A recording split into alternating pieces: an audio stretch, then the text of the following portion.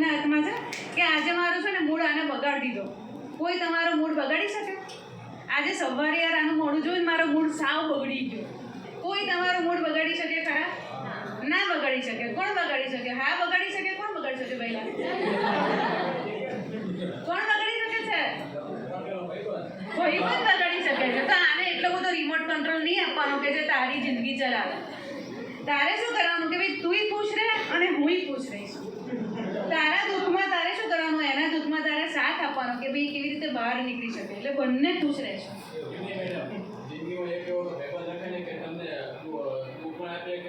100% હું એની પર આવું જ છું કે જીવનમાં ફ્રેન્ડ્સ કેટલા મહત્વના છે.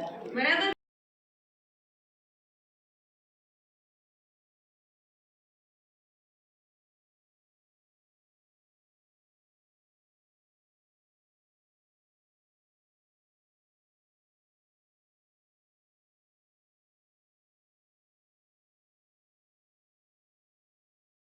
અમને અહીંયા બોલાયા કોલેજના પ્રિન્સિપલથી અધ્યાપકશ્રીઓ કે જેમને અમને અહીંયા બોલવાનો મોકો આપ્યો. તમારે કોઈને બી પ્રતિભાવ આપવો હોય અથવા તો આ સેશન તમને કેવું લાગ્યું ફીડબેક આપવો હોય તો એકાદ જણ આપી શકો.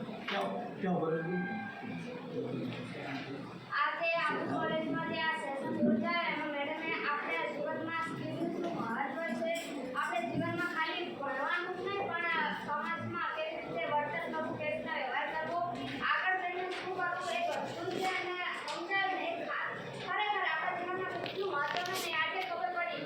જો આગળ આવા લેક્ચર હશે તો એમાં બધા જોડાઓ.